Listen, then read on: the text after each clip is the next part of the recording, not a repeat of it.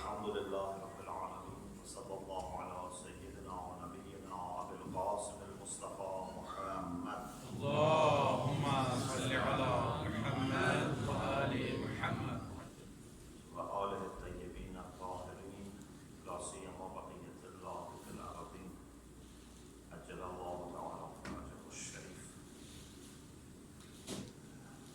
We first offer our condolences to Imam Mahdi أجل الله تعالى فرجه الشريف for martyrdom anniversary of Imam Zain al-Abidin alayhi salam. According to some reports, Imam alayhi salam passed away on the 12th of Muharram, and according to other reports, on the 25th of Muharram. So tonight, according to the second view, is the anniversary of Imam alayhi salam. Imam Zain al-Abidin alayhi salam has lived some of the most tragic periods of early Islam. It is said that Imam alayhi salam was born about 2 years before martyrdom of Amir al-Mu'minin alayhi salam. So he witnessed all the difficulties of Amir al-Mu'minin alayhi salam in Kufa, and finally assassination of Imam alayhi salam. And I am sure we cannot imagine what type of shock, what type of overwhelming tragedy was the martyrdom of Amir al-Mu'minin alayhi salam. Because after the demise of the Prophet and Lady Fatima, so Imam Ali was the sole pillar for the lovers of Ahlul Bayt alayhim salam. And also he was Khalifa for all Muslims. So his martyrdom was not something ordinary. It was a very, very heartbreaking. So Imam Zain al-Abidin, when he was just 2 years old, witnessed that. Then 10 years of Imama of Imam Hassan alayhi salam, and all the problems that Imam Hassan alayhi salam had to go through, all the vicious tactics of Muawiyah, and beginning of cursing Amir al-Mu'minin alayhi salam on Mimbar. These are very heartbreaking things that he had to witness. And then martyrdom of Imam Hassan alayhi salam. Then 10 years was when Imam Hussein alayhi salam lived at the time of Muawiyah. Because Imam Hussein also 10 years was living and was practicing and functioning as Imam at the time of Muawiyah. Very, very difficult time, but Imam Hussein was committed to the peace treaty which Imam Hassan had signed with Muawiyah. Although Muawiyah was not very much observing that, but at least on the surface. And then all these tragedies, martyrdom of Amir al-Mu'minin, all the things Muawiyah did, loneliness of Imam Hassan, martyrdom of Imam Hassan, just was maybe a kind of elementary level of suffering of Imam alayhi salam, because greatest suffering came when the Ahlul Bayt alayhim salam had to go from Medina Mecca, leaving behind the holy city of the Prophet, the masjid of the Prophet, I don't like to say grave of the Prophet, for an unknown future. Because when Imam Hussein alayhi salam was leaving Medina, I don't think the people who were with him were expecting return. And then all the story of Karbala, and then this second stage compared to the sufferings after Ashura, again went to higher level. So after the martyrdom of Imam Hussein alayhi salam, he had to see all the suffering of ladies and children and all the disrespectful behavior of enemies towards the martyrs, and then disrespectful behavior of people of Kufa, people of Sham, in the palace of Ibn Ziyad, palace of Yazid, and in a very difficult, not only a spiritual condition, but also physically. There were chains on the body of Imam and injuries. So we cannot imagine how much Imam Zainul Abidin alayhi salam suffered. And these sufferings were like stamps imprinted on his heart. So whenever he saw a little infant baby, he was reminded of Ali Asghar. Whenever, for example, someone was thirsty and water was brought, was reminded of thirst of Imam Hussein. So he never lived without remembering this tragedy of Karbala. And maybe I can say the only person that I know that is like Imam Zainul Abidin in all the time remembering the tragedy of Imam Hussein is Imam Zaman, Ajjalallahu Ta'ala Fashif.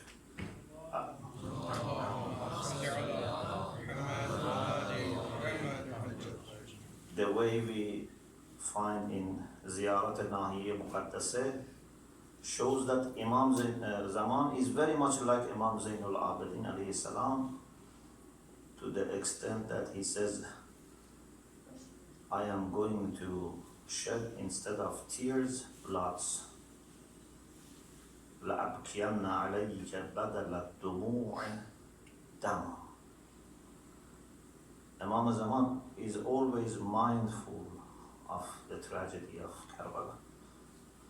So Imam Zainul Abidin had very, very difficult time. But on the other hand, he was not a person who had to just maintain his own taqwa, his own connection to Allah, his own patience. No, he is also Imam. And in a very critical time, when Yazid,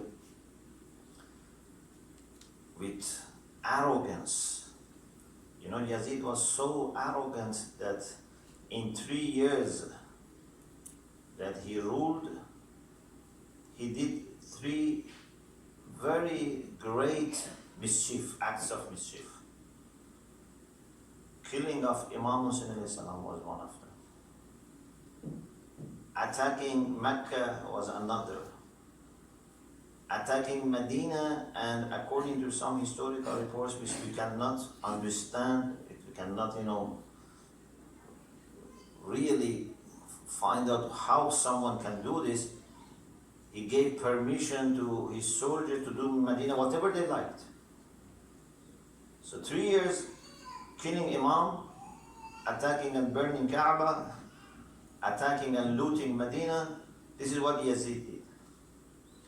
So when Umayyads were in the peak of power, and there is someone like Yazid who has no sense of shame and haya, how Imam is going to save people from going astray, how he's going to preserve the legacy of the Prophet with people who have no mercy at all. So, one of the things that Imam alayhi salam did was he tried to educate people, but not in masjid giving lectures necessarily, not in having students, because these were not allowed.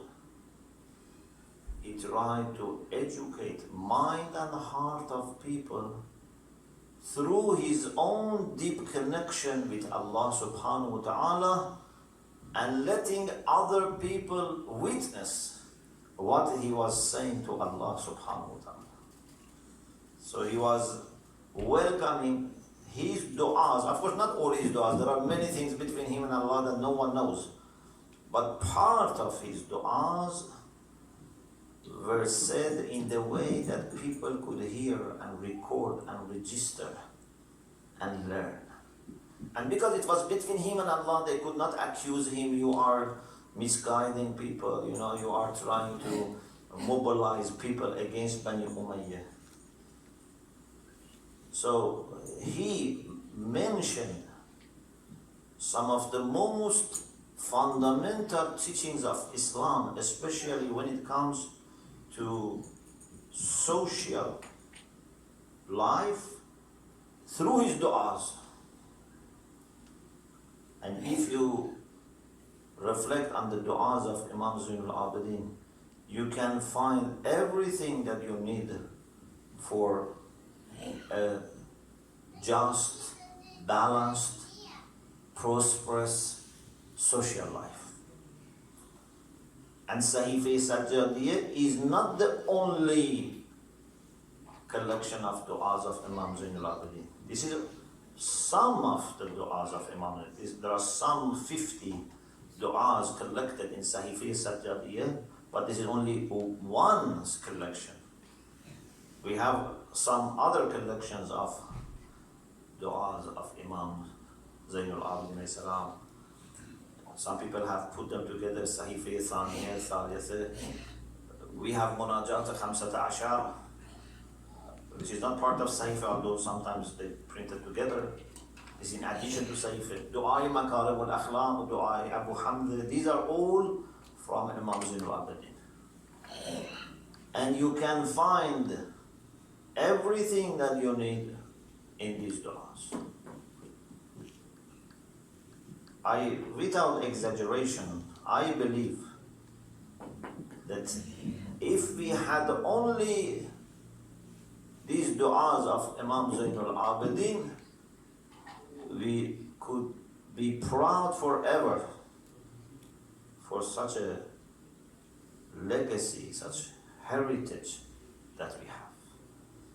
And they are so comprehensive. Just, if you look at Du'ai Makarim al-Akhlaq, Alhamdulillah, we had tawfiq to have 2 series of reflections on Du'ai Makarim al-Akhlaq. So, word by word, we reflected. Of course, it was very brief. There are books on this. In Du'ai Makarim al-Akhlaq, how Imam alayhi salam pays attention to all the details about your relation with Allah subhanahu wa ta'ala, your relation with other people, your relation with yourself. In Du'ai Abu Hamza.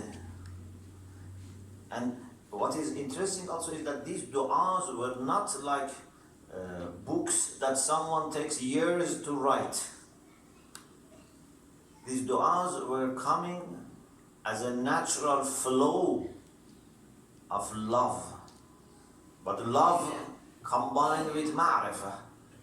Because in the school of Ahlul Bayt, we don't have just emotions.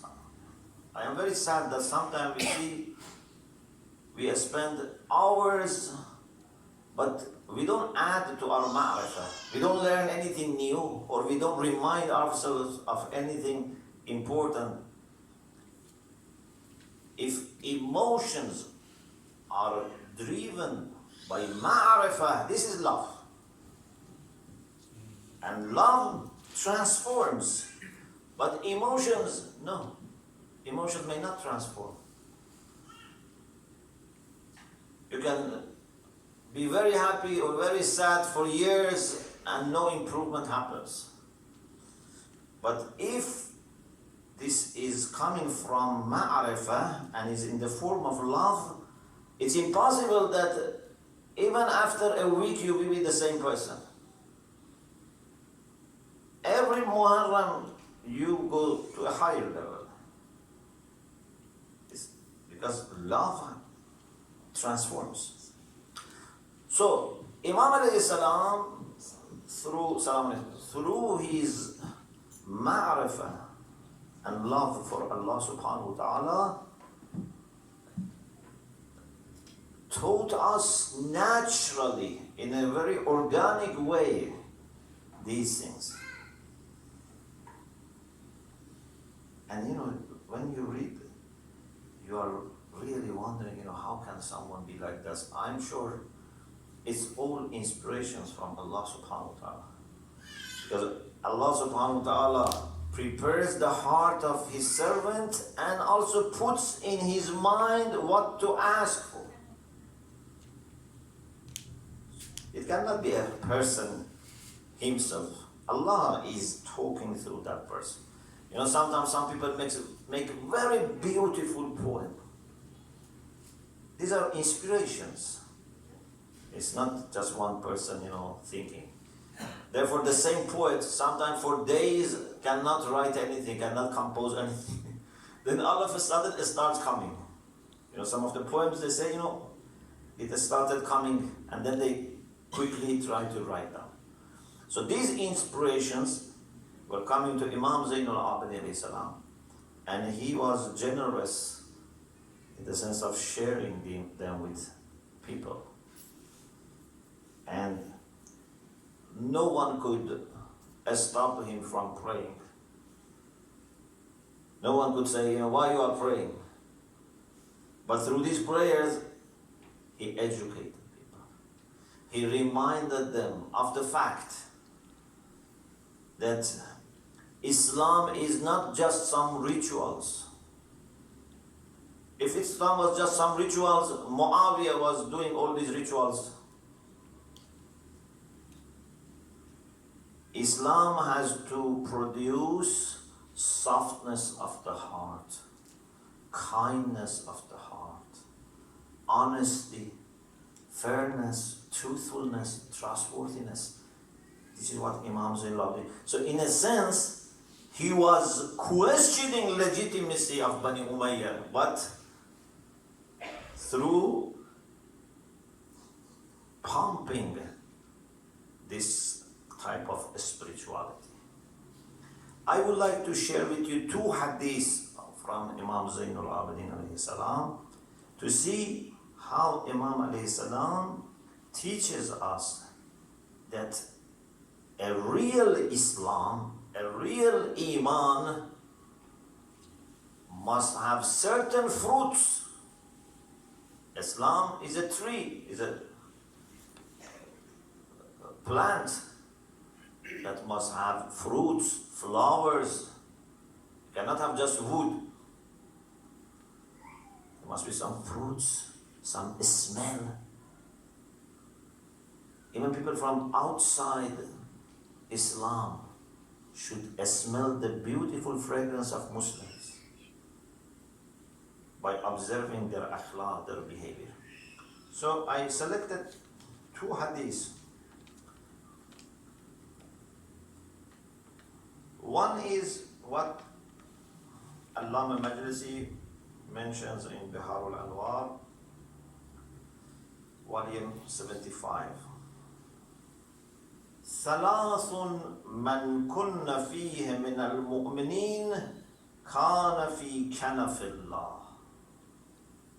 there are three things that if these three things exist in the believers, they are under the protection of Allah subhanahu wa ta'ala.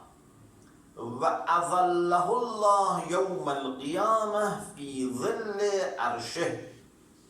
And Allah subhanahu wa ta'ala will provide them with shadow under His throne on the day of judgment.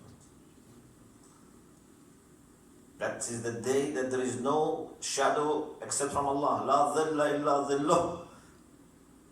And Allah gives them the best shadow, you know? Because even shadow has degrees. I don't know if you have noticed it. No. When it's very hot weather, then if, for example, there is a tree and you go to the middle of the shadow, is cooler. But if you go towards the borders, it's warmer and warmer. So the coolest shadow on the day of judgment is when you manage to be close to the arsh of Allah, so the shadow of arsh is on you. Okay? Because it's the maximum nearness that you can have to Allah. أَظَلَّهُ اللَّهُ يَوْمَ الْقِيَامَةِ فِي ظِلِّ عَرْشِهِ وَآمَنَهُ مِنْ فَزَعِ الْيَوْمِ الْأَكْبَرِ. And Allah would make him safe with respect to the greatest cry of Qiyamah, فَزَعِ الْأَكْبَرِ. Who are mu'mineen who have these privileges? So three things. مَنْ أَعْطَى النَّاسَ مِنْ نَفْسِهِ مَا هُوَ سَائِلُهُمْ لِنَفْسِهِ. If we only, in the world today, in the 21st century, with all the advancement in science, technology, if we just implement this simple but profound lesson, 90% of problems the world is stop.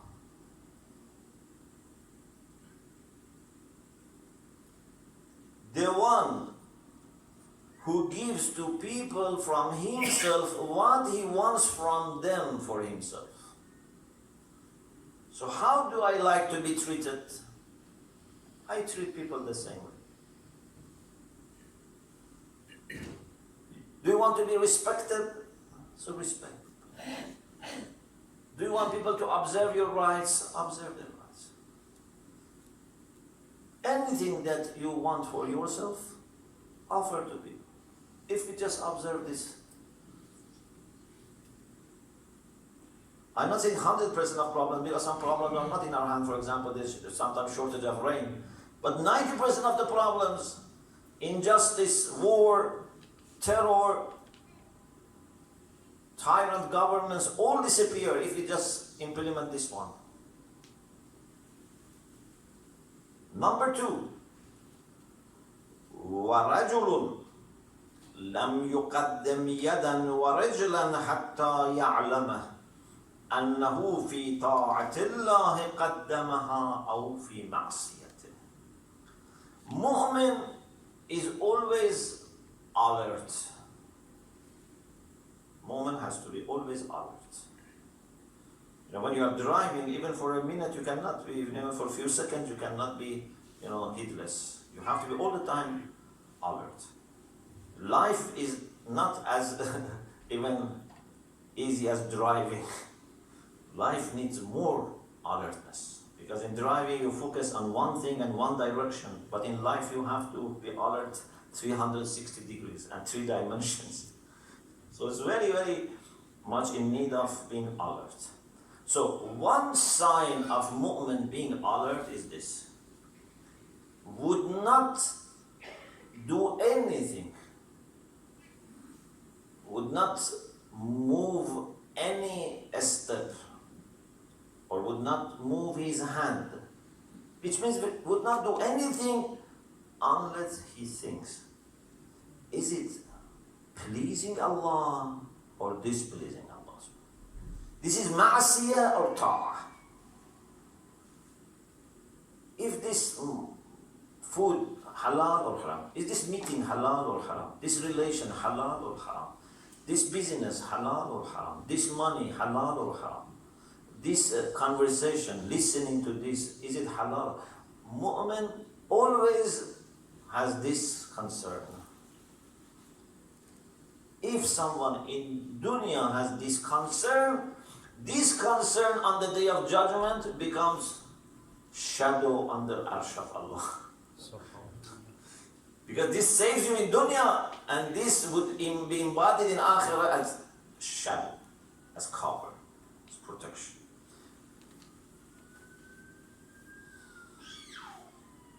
And the third, وَرَجُلٌ لَمْ يَعِبْ أَخَاهُ بِعَيْبٍ حَتَّى يَتْرُكَ الْعِيبَ مِنْ نَفْسِهِ. You don't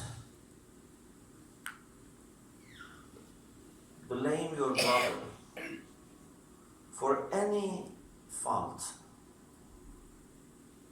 unless you make sure that you yourself are free from that fault. Many times, unfortunately, instead of us focusing on our own problems and trying to fix them, we try to find these problems in other people and make ourselves busy with talking about problems of other people. Because it's very easy. You know, I don't know if anyone has doubt that if you have a bad habit, it's very difficult to stop. Yeah? To quit one bad habit is very difficult. To have bad akhlaq is very difficult. So unconsciously what we do, instead of focusing on our own bad habits and bad traits of character, we try to forget our own problems and just pick up the problems in people and get busy with the people. I many times have said this story, it's a true story. One of the brothers in London said that there was a person who was older than me and had an issue, and I had to tell him, but I felt embarrassed because he was much older than me. So he said, one day I was giving lecture and I saw he's in the audience. So I said, it's a good opportunity so I can explain this indirectly. He would get the message.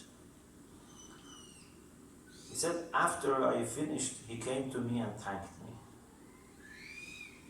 He said, this was a very good point. One of my friends has this problem and I'm going to mention to you. He didn't take it to himself. This is why in Amr al-Ma'ruf, okay, first you try to say it indirectly, but sometimes there are people who don't get the message. You have to tell them directly. Sometimes it is just the point that and this is why we say Amr al-Ma'ruf, because it can reach the point that you have to tell them, please stop. Because some people don't get the message. Like, children. Some very young children, if you want to show them something and point at that corner, they look at your finger. You say there, but they look here. They don't get the message that I'm pointing. So we adults are also sometimes like this. We don't get messages sometimes. People tell us something, we don't get. Sometimes even in family, maybe my wife is giving me a signal, I don't get it. This is why it's important that if they have issues, communicate to each other, talk to each other, because sometimes we think, he must definitely know and still he's ignoring me. But maybe this poor guy didn't get the message. It's not that everyone is always understanding. Anyway, unfortunately, this man said, I have a friend and now I am going to tell him, instead of saying, I have this problem myself. So Imam Sajjad says, if someone has these three qualities, Allah would give him safety and protection. So one, to give people what you expect from them. Second, you don't do anything before thinking about whether it is pleasing Allah or not. It's muraqabah. Third, don't blame anyone for something that you yourself may have. Of course, it doesn't mean that after you make sure you don't have problem, you blame people. But it means that at least before that, you should not blame anyone. You know, sometimes I think, how can we dare blaming people? For example, if I am, alhamdulillah, able to do certain things, alhamdulillah, I say my salat on time, I pay my homes, I go for hajj, alhamdulillah, mashallah. But I cannot say I am better than someone who doesn't do these things. Yes, I am better than myself if I am not doing these things. But maybe you have some other problems that maybe that person doesn't have. I don't want to encourage people not to know their wajibat, but I'm saying just because you are doing certain wajibat, it doesn't mean that you are a person who has no problem. We all have problems. Maybe my problem is 5, maybe my problem is 1, maybe my problem is 100, maybe I have a problem in this area, another person is in another area. None of us is ma'soom. And a mu'min would never dare to say, I am better than someone else. I can never say I am better. Even if I see a drunk person on the street, I cannot say I am better than him. Because you have to see how much you were given and how much this person was given. Was this person given Amirul Mu'mineen, Zainul Abidin, Muqaddasa Ardebili, Ayatullah Burujildi, Allama Tabatabai? No. I have been given all these blessings. I have majalis, I have community, I have good parents. So I cannot say I am better than him. There is a story that Allah subhanahu wa ta'ala once said to Musa alayhi salam, "O Musa, next time you come for appointment for miqat, for maw'id, for appointment, bring with you someone who is worse than you, lower than you." So Musa alayhi salam first maybe didn't get that this is very difficult, so it must be easy. But then, when he was looking at people, he was saying, who I can say is worse than me? He was not able to take any person saying he's worse than me.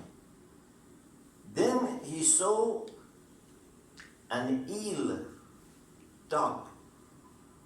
It was looking bad and ill. So maybe I can say this is worse than me. But then he said, I cannot say this dog is worse than me because this dog has no responsibility, no mas'uliyah, no aql to be questioned. So he went without taking anyone with him.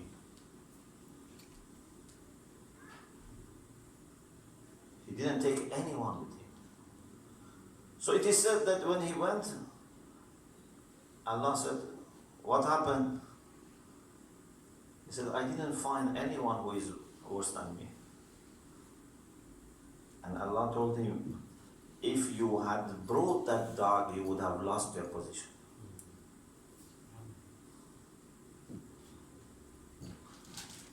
So, we should not even dare thinking we are better than others. If there is any good quality, first of all, we have to make sure it's good quality. Many times we, when it comes to ourselves, we magnify, ourselves. But if there is a good quality, sincere action, this is all blessing of Allah subhanahu wa ta'ala. And are you sure you are going to be able to preserve them?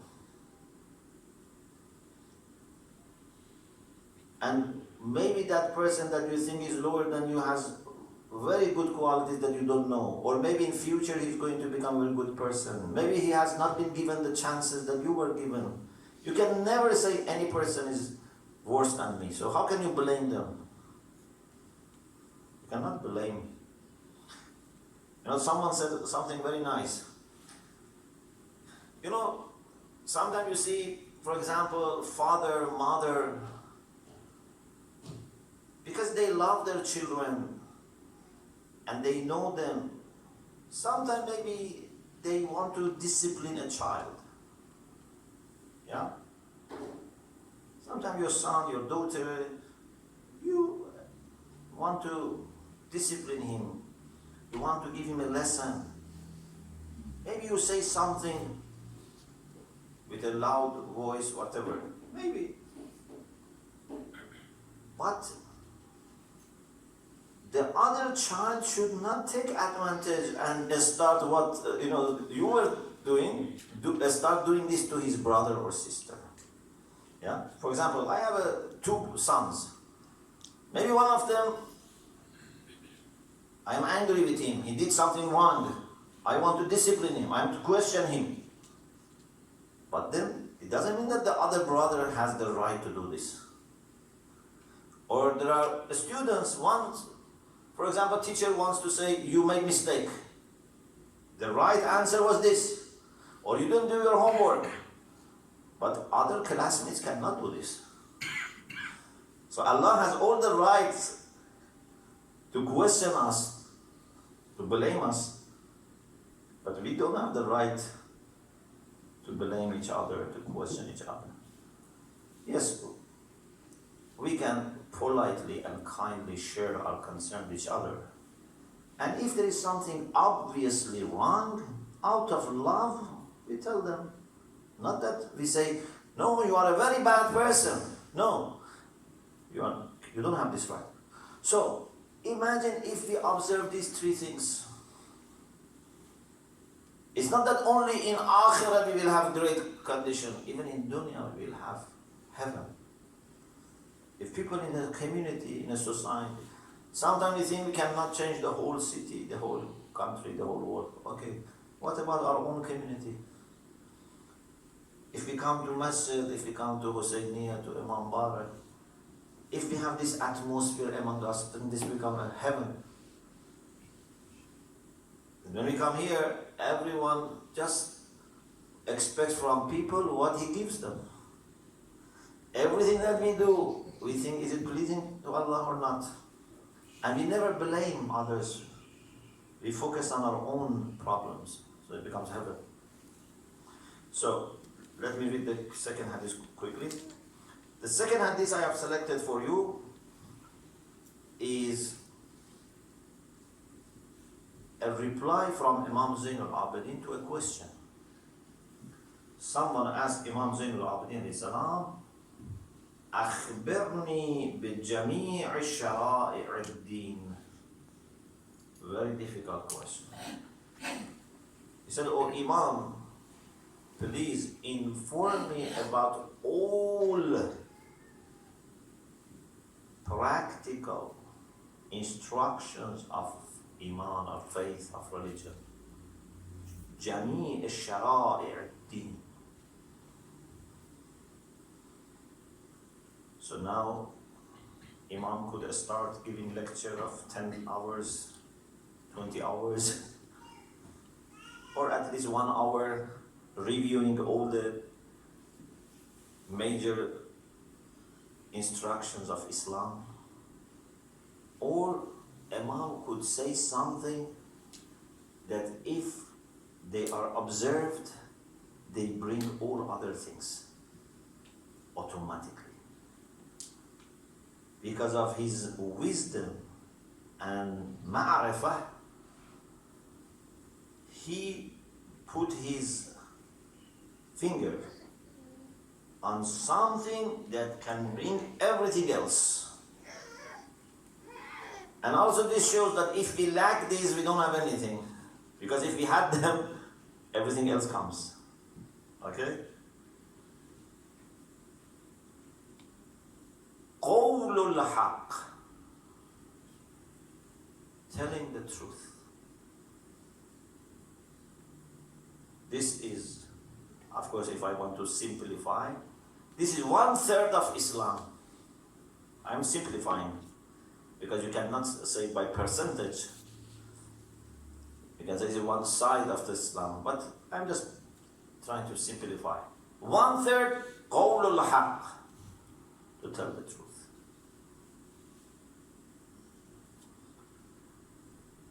والحكم بالعدل. If you want to judge, judge according to justice. Maybe you say, I am not a judge, I'm not in the court. It doesn't apply to me. No. We always judge in life. From the time you wake up till you go to bed, you are always judging. Judging between you and other people, judging among people. You always are judging. Observe adl. 3. وَالْوَفَاءُ بِالْعَهْدِ. If you make a promise, if you sign a contract, you must be loyal. That's it. This is all Shahadat. قول الحق والحكم بالعدل والوفاء بالعهد. If you have these 3, then definitely you will be praying, you will be fasting, you will be kind to your parents, you will look after your family, you will be contributing to the welfare of the society.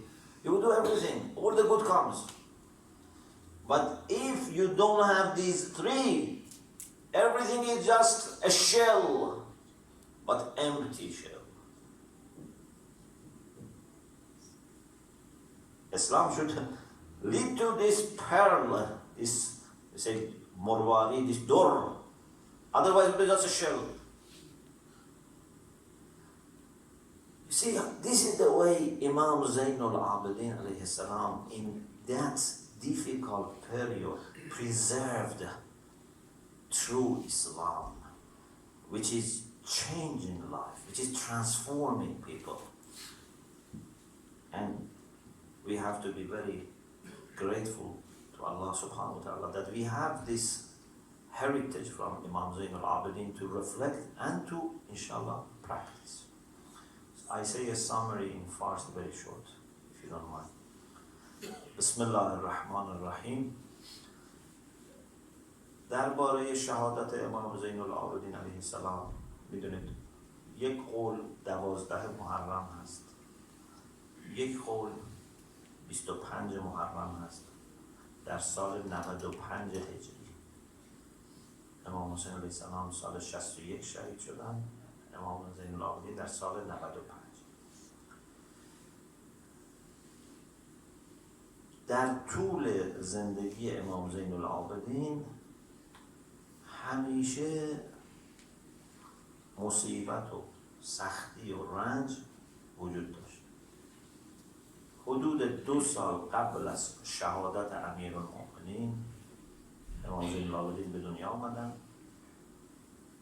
و اوج سختی های امیرالمؤمنین، چون حضرت حدود 5 سال خلافت داشتن و این 5 سال پر از مشکل بود. قاسطین، مارقین، ناکسین، جنگ جمل، جنگ صفین، نهروان، مشکلات. خود شهادت امیرالمؤمنین رو در سن 2 سالگی شاهد دیدن که بسیار حادثه جانکاری. بعد مشکلاتی که امام حسن از داخل، از خود کسانی که به ظاهر پیرو بودن، در لشکر حضرت بودن، شیطنت های معاویه، اینا رو دیده. 10 سالی که امام حسین در زمان معاویه بودن و کارهایی که معاویه میکرد، تخطی هایی که از همون پیمانم که خودش امضا کرده بود میکرده بود، سبی که نسبت به امیرالمؤمنین میکردن، اینها رو شاهد بود. ولی حالا میخوایم سادهش بکنیم، یک لول همه چیز رفت بالاتر وقتی که قیام امام حسین شروع شد.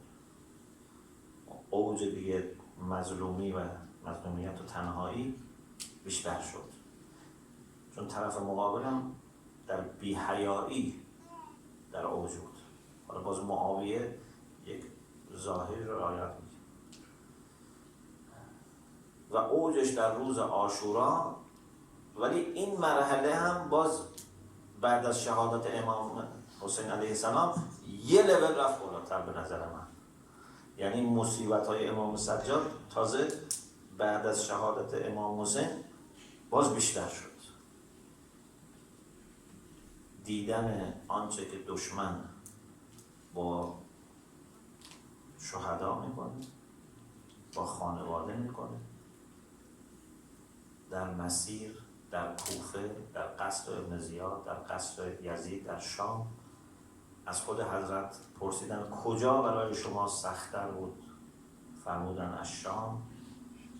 اینا همه رو امام دیده و اینها اونچنان در عمق روح امام نشانه و علامت گذاشته که تا آخر عمرش هیچ وقت نمیتونست فراموش کنه. هر چیزی که کوچکترین شباهتی داشت او رو به یاد اون مشکلات. اگر بچه کوچکی میدید، اگر آب میدید، به یاد میاد. اما این باعث این نشد که امام علیه السلام یک فرد افسرده غمگین گوشه‌گیری بشه. نه، همون کاری که امیرالمؤمنین میکرد، امام حسن میکرد، امام حسین میکرد، هدایت باشه، همون هدایت را به مناسب ترین شکل برای اون زمان انجام داد. چون هر زمانی باید امام ببینه چی مناسب تره. پیغمبر فرمودن الحسن و الحسین امامان قاما او قعدا. یه موقع باید قیام کرد، یه موقع باید قعود کرد. حتی خود امام حسین 10 سال قیام نکرد. در زمان معاویه امام حسین قیام نکرد.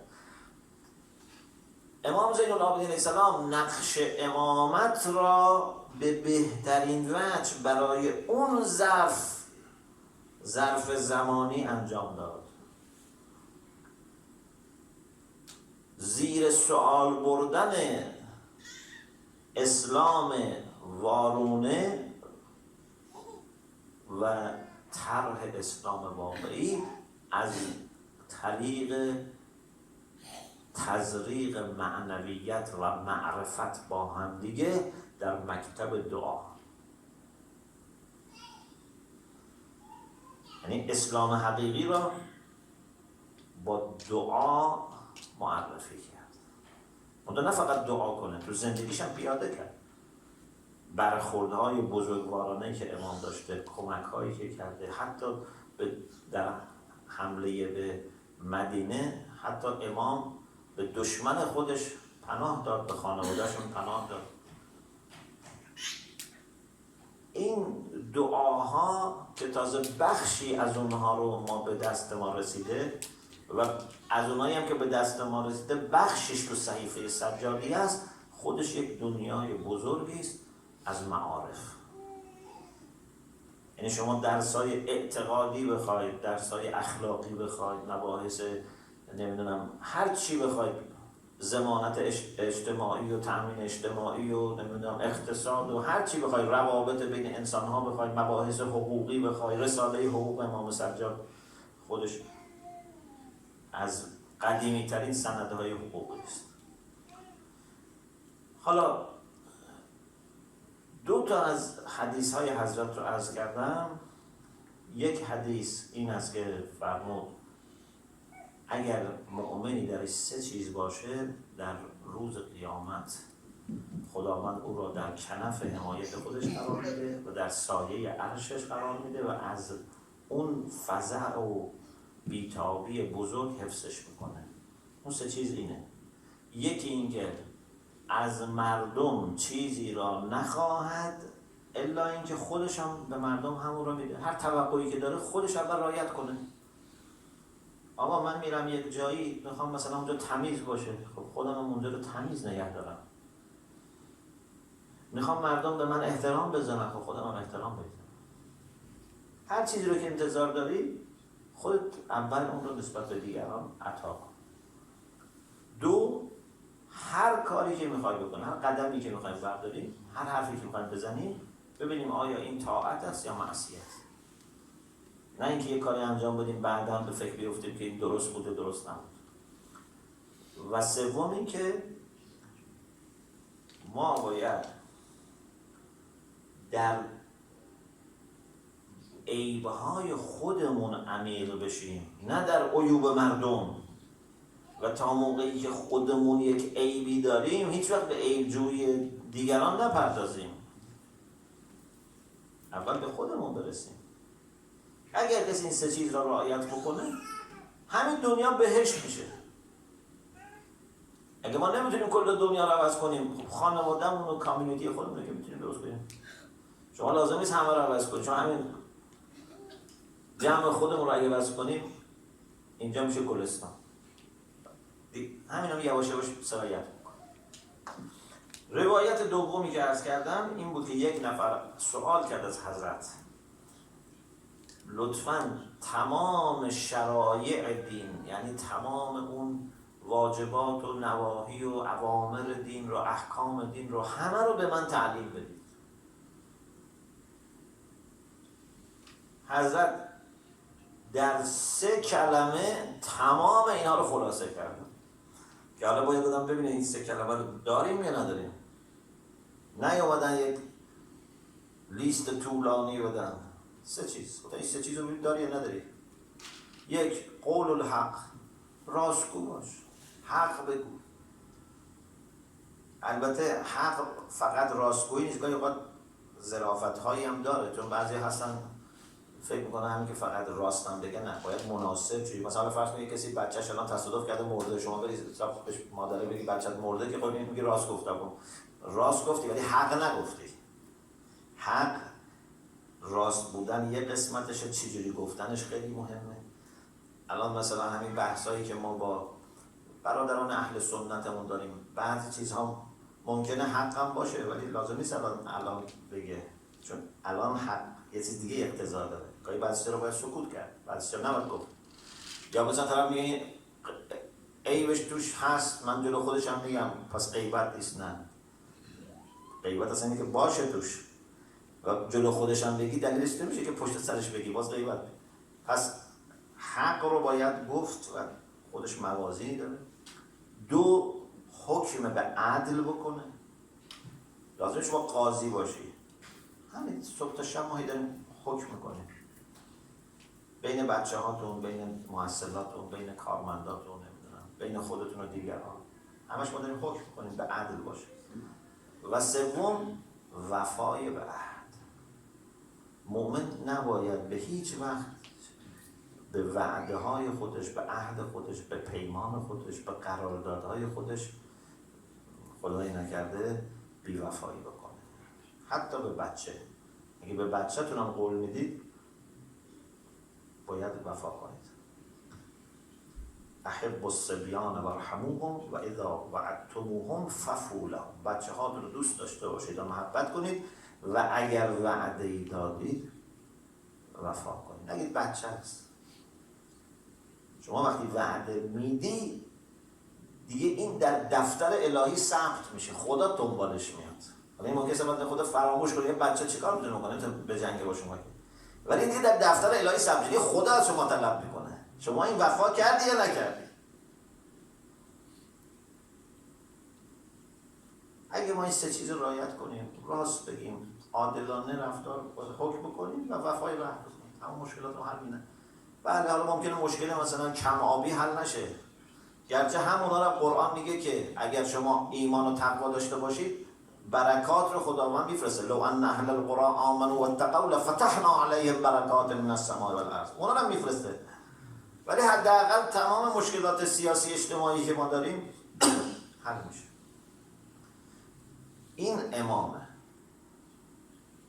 که مشکلات بشر را دست میگذاره روش و یک راه حل شفابخش آسون به شما گیجت هم نمیکنه.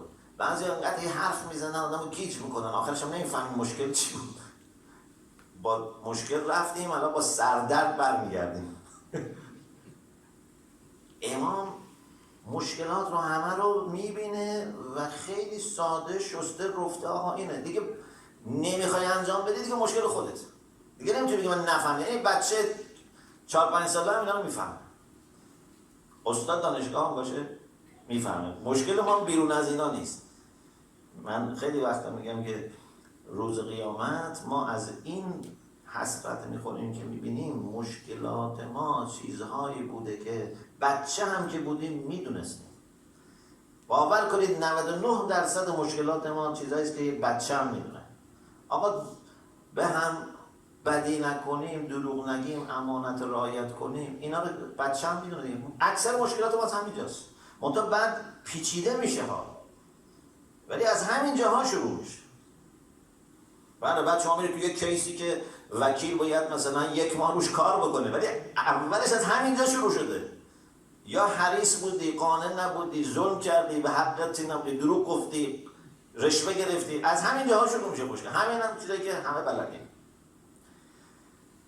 انشالله که خداوند متعال به برکت همه اولیاءش در طول تاریخ، به ویژه انبیا و مرسلین و به ویژه خاص پیامبر و اهل بیت، انشاءالله به ما کمک کنه. خودمون هم البته باید تلاش کنیم، انشاءالله خدا به ما همت بده، اراده بده، عزم بده که انشاءالله بتوانیم این صفات را در خودمون و جمع خودمون پیاده کنیم.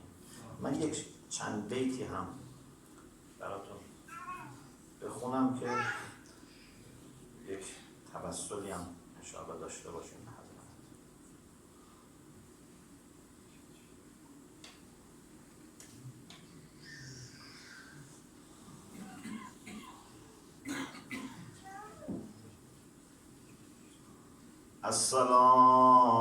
السلام عليك يا أبا عبد الله وعلى الأرواح التي حلت بفنائك، عليك مني سلام الله أبدا ما بقيت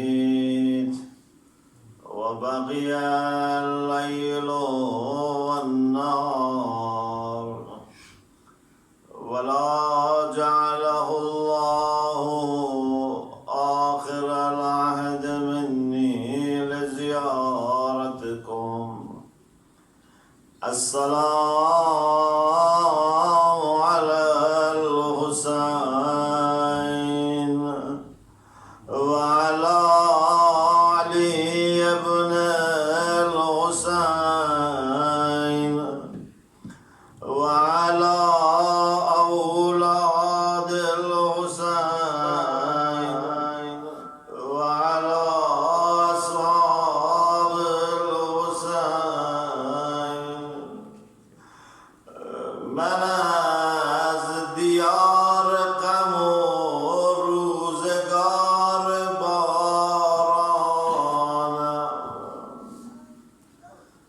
من از اهالی اشک و تبار بارانم. This poet is trying to talk on behalf of Imam Zainul Abidin. He says, I am from the land of grief and sorrow. I am one of the people of tears.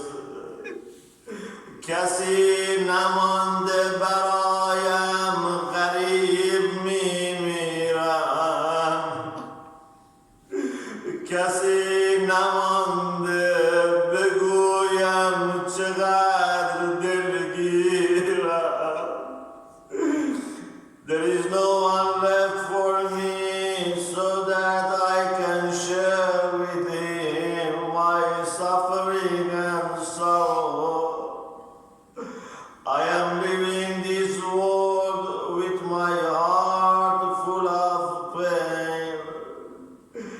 کسی نمانده بسوزم که عقده واگردد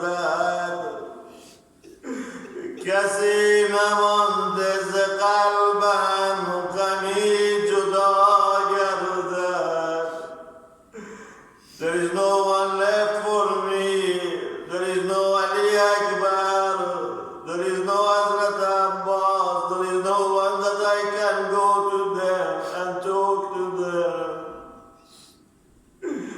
چگونه با که بگویم غروب غمگین است غمی که مانده به دوشم چقدر سنگین است Who is there with whom I can share what happens to me when sun is going to set when Imam is reminded of the afternoon of Ashura and all the pains are renewed in his mind.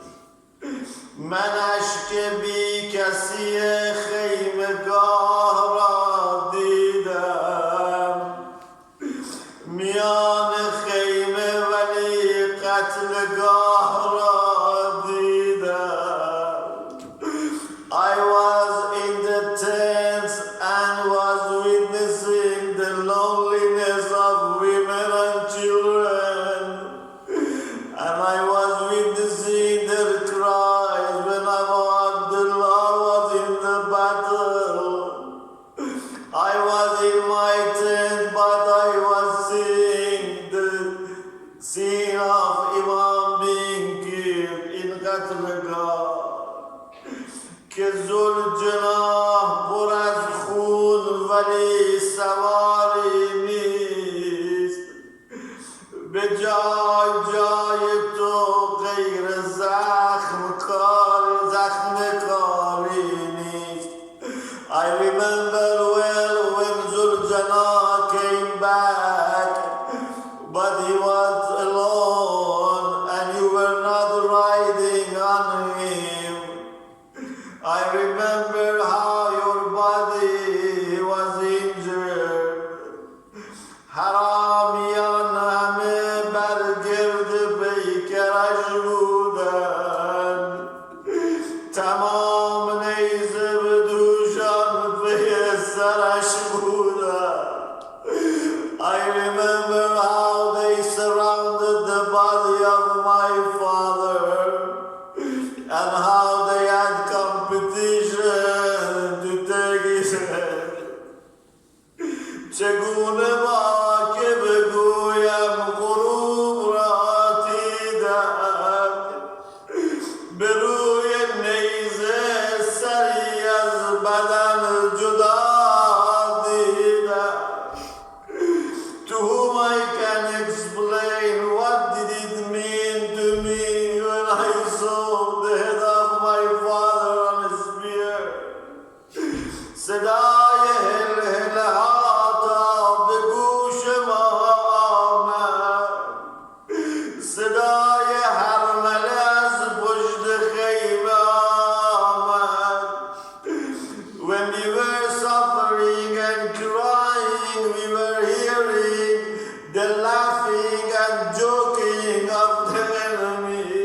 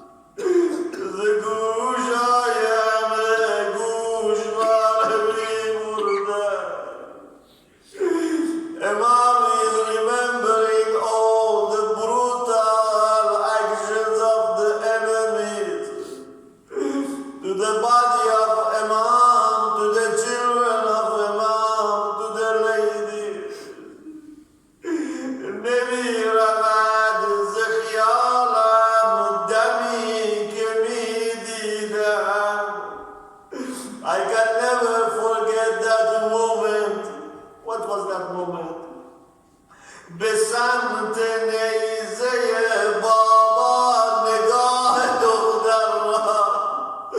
I cannot forget how my little sister was looking at the head of her father on a spear. دوید کودکی و یک نفر به دنبالش گرفت پنجه به زلف و کشید محجر را. When a child was running away and the enemy was going after the child, ألا لعنة الله على القوم الظالمين وسيعلم الذين ظلموا أي منقلب ينقلبون. نسألك اللهم وندعوك باسمك العظيم الأعظم الأجل الأكرم وبدم المظلوم يا الله يا الله يا الله يا الله يا الله يا الله يا الله يا الله يا الله يا الله يا رحمن يا رحيم يا أرحم الراحمين يا مقلب القلوب ثبت قلوبنا على دينك واكفنا يا قاضي الحاجات ويا كافي المهمات إنك على كل شيء قدير. اللهم صل على محمد وآل محمد. Oh Allah, please convey our salutations to our Imam Zainul Abidin alayhi salam. Please accept our tawassul, our azaa for Imam Zainul Abidin alayhi salam. Oh Allah, please give us tawfiq of following the beautiful teachings of Imam Zainul Abidin. Please enable us to taste the sweetness of your love as Imam alayhi salam was experiencing. Oh Allah, please help us and our brothers and sisters all over the world to remain faithful and face all the challenges of Akhirul Zaman successfully. Please hasten the reappearance of Imam Zaman. Please make him happy with us. Please make his farad as easy as possible. Please make it as soon as possible. Please give health and long life to our maraj, our ulama, our parents, our volunteers, our teachers. Oh Allah, please give shifa to all people who are ill. Please give shifa to people who are in hospitals. Please give shifa to people who have disease which have no treatment. Please give shifa to illnesses that we have in our heart and mind. Please send your rahmah and maghfirah to all mu'mineen and mu'minat, especially those who have rights upon us. Please bless our parents and foreparents with your rahmah and maghfirah. Please give dignified life to those parents who are alive.